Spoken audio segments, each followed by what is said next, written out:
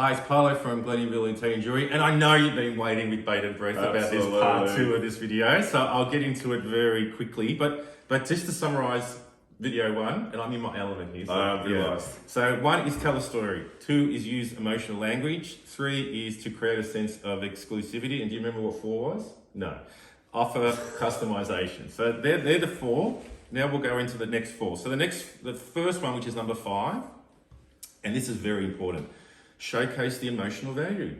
You know, use emotional triggers such as memories, milestones, and special occasions to showcase the emotional value of your gold jewelry.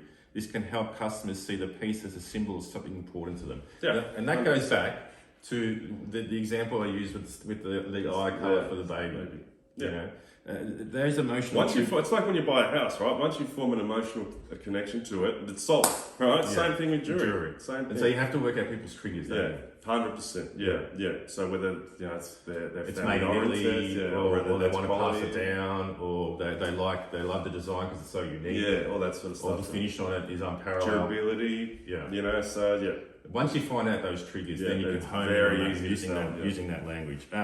Next one is a good one, especially in today's world, is social proof. So testimonials, referrals from people. Word of mouth. Word of mouth. Word of mouth is imperative. Yeah. I know there's a jeweler that specialises in Google, what's it called, stars. They give him a Google rating. And then he's got over 1,000 Google ratings. Really? Yeah, which I think is a bit excessive. But he specialises. There you go. Yeah, but he specialises in that. And again, you know, and that's something that some clients don't really pay much attention to, which that social proof from Google is massive. Yeah, I think even little videos like this that a jeweler can do is really good too. Really good too. Yeah, a lot of them are hesitant. Yeah. And we were too at the start. So, but again, it gives the social proof. The next one is create an emotional atmosphere. So creating is in your store by displaying your gold jewelry in a way that invokes feelings and memories using lighting, music, and displays that create warmth and a welcoming atmosphere. And this is something jewelry retailers don't really do. No. Like if you go into a gift shop, their ambience, their feel in the windows, they change their windows a lot. It's a lot more gripping, and when you walk in, you kind of get that emotion, but the jewelers tend to stick away from that, perhaps because it takes a lot more to do all the windows and stuff. Yeah, I think just having like Italian music playing, you know what I mean? Just because high really Italian gold. Yeah. You know, stuff like that I think would be... Even our displays. I mean, our displays we brought through looked very Italian, they were beautiful. You know when you're going to look at a piece from there that you're going to buy something that's luxurious, that's got a bit of culture to it.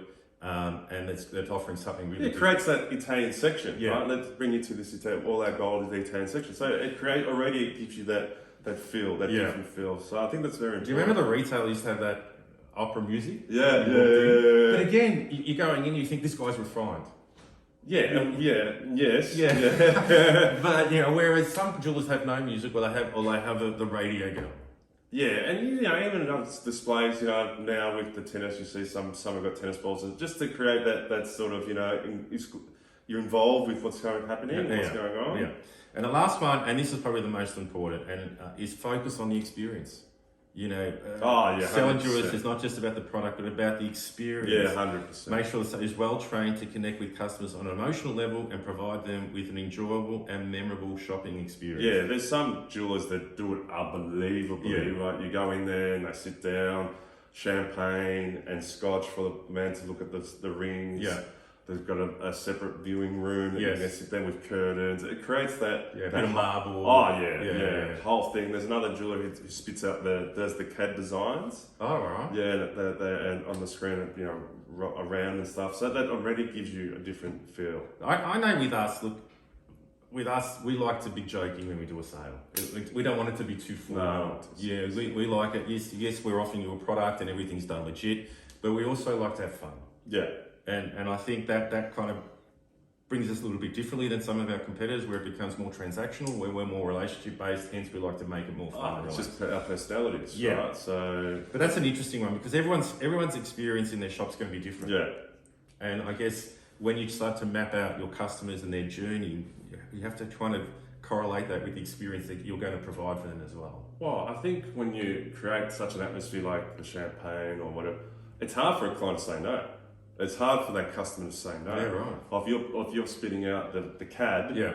the customer, it's hard for them to say, I will think about it. You know what I mean? Yeah. Because you're going to those extra efforts where the clients say, well, we're here now, we might as well give it a crack. And then when you put it with the fact that you're using emotional language, you're telling the story, you're very educated, you're able to answer all their questions in one go, and then you create an experience that's first class. Well, yeah, absolutely. You've got a great product. Yeah. And I think that way too, price becomes less Yes. focused. Yeah. So I think And you can charge a bit more. Yeah, because really. they're paying for the experience as well. All right. So just to conclude, you're telling the story. You're using emotional language. You're creating a sense of exclusivity and offering customization, showcasing the emotional value. Use social proof. Create an emotional atmosphere and focus on the experience. And that should give you some real elements of having to tap into the emotional kind of feelings of your customer and hopefully getting you the sale. Yeah, absolutely. Yeah.